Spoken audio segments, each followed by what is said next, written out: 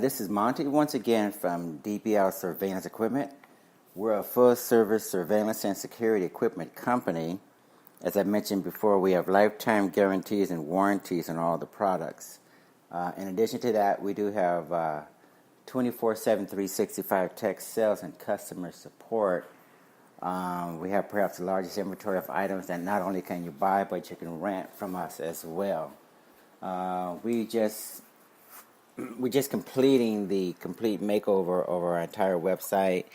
It has been completely redesigned and optimized for mobile, and we're adding new products all the time. And it should be really cool if you like spy gadgets and spy toys. Okay. Now today's session is actually not related at all to spy gadgets and spy technologies. Today's session, we're going to talk about immortality. It looks like a lot of emphasis nowadays is being put on the idea that maybe lifespans can be increased and will be increased dramatically. And the reason why I think there's so much excitement going on right now is because we have the likes of Google getting involved. We have millionaires and billionaires getting involved. Peter Thiel is donating lots of money. He's one of the co-founders of PayPal. Also, Aubrey de Grey is a leading longevity expert and innovator, and he's doing a lot of good research and making a lot of progress with his own theory pertaining to longevity. And in addition to that, there's just numerous fronts that are being covered and where there's a lot of progress being made. One of them that you guys may have heard me talk about before has to do with the way we deal with stress in our lives.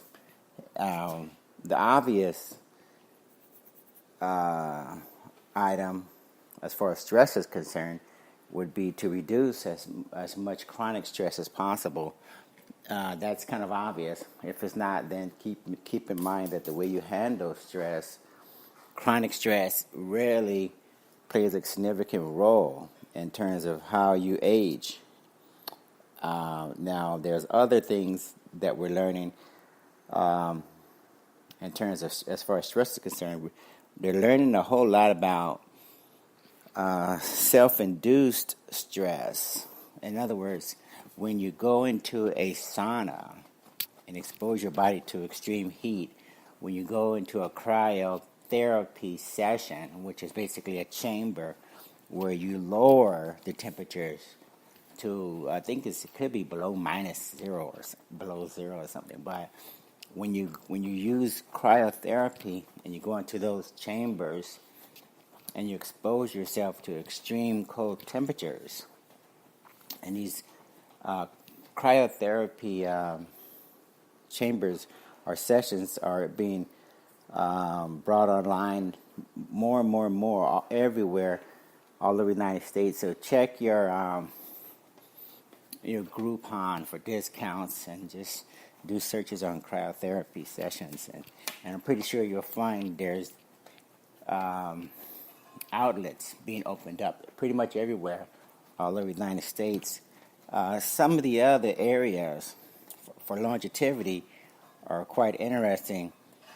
There's something called gene therapy, for instance, where if there's a genetic deficiency that's causing people to get cancer, it's quite possible that you can volunteer to undergo gene therapy sessions where you can have that gene literally taken out using a procedure called CRISPR, and they modify the gene, fix the problem, and reinsert it.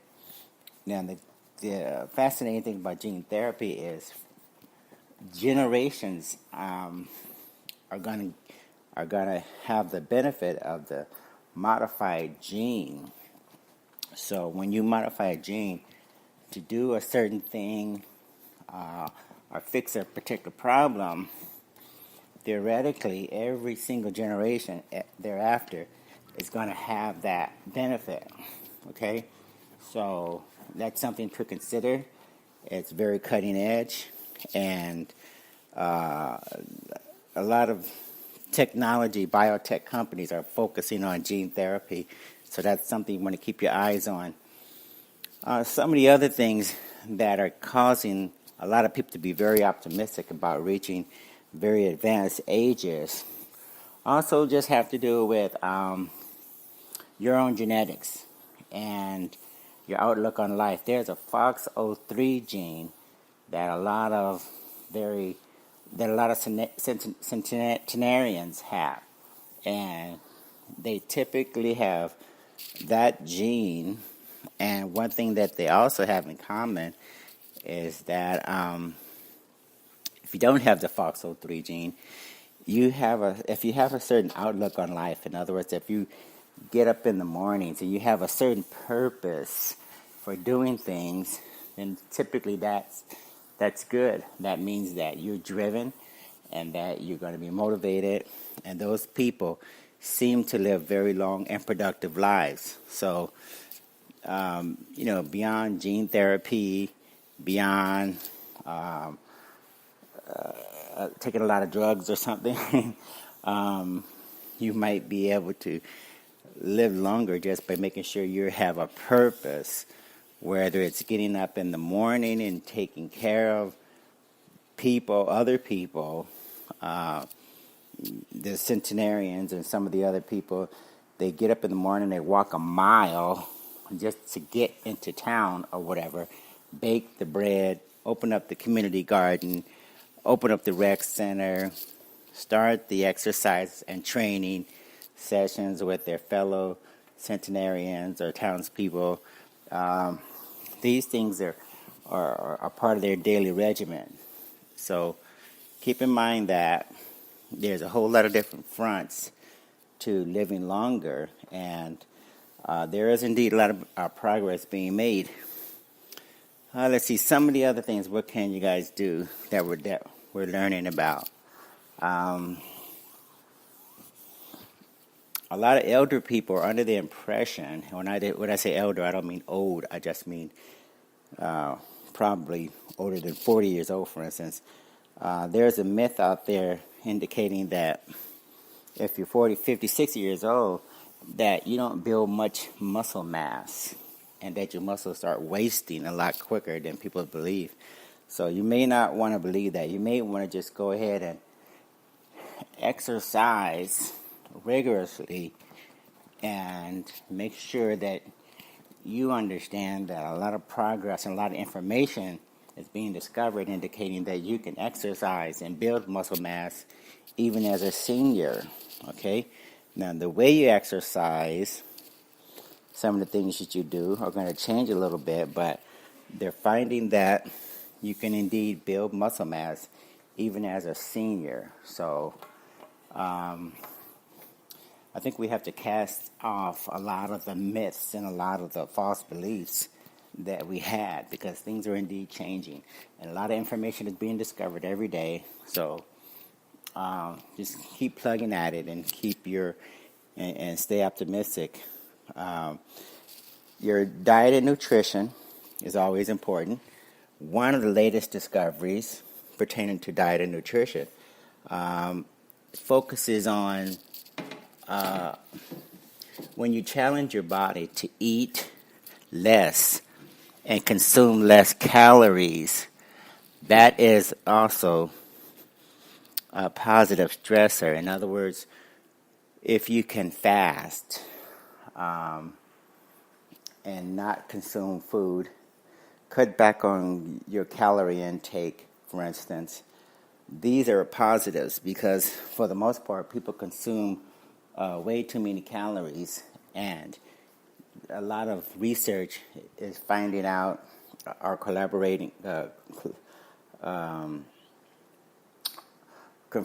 the idea that when you undergo caloric restriction, you are indeed, sorry for the noise, you're indeed giving yourself an opportunity to also increase your lifespan, because we're inundated with calories.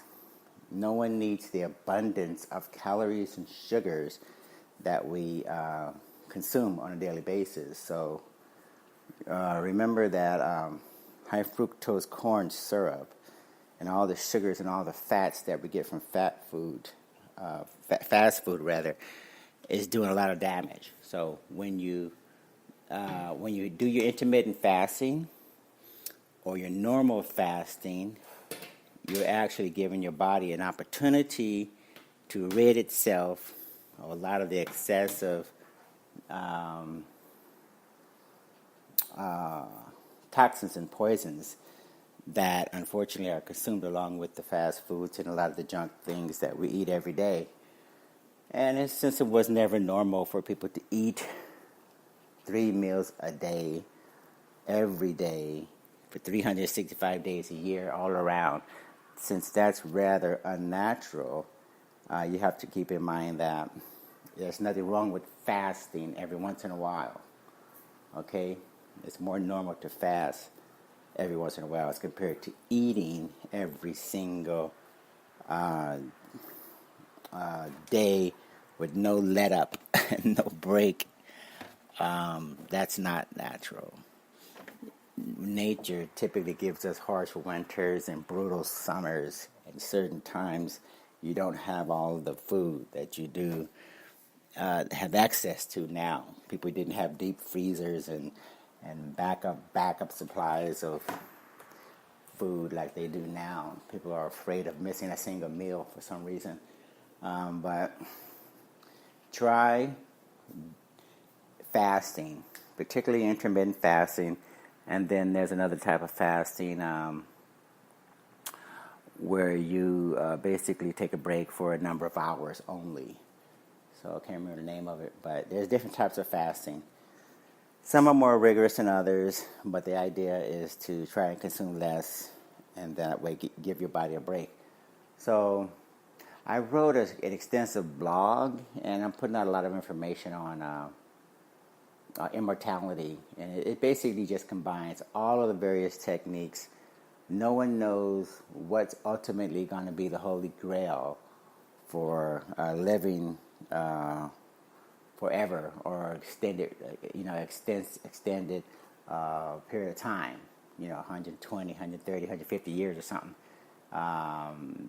There's still so many different areas to be worked on, and we're getting new clues, new ideas, new breakthroughs in various different areas. But it looks like people are just going to have to get used to the idea of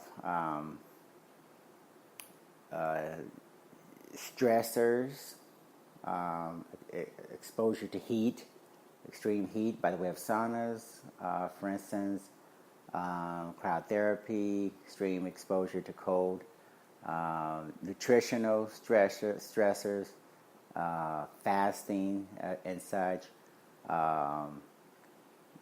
supplements for those people who don't have a good amount of nutritional value associated with their foods. Sometimes you don't have the farmer's market. Sometimes you don't have the opportunity to eat as good as nutritionally balanced meals, so you're going to need supplements. Lots of exercise is always a very good starter.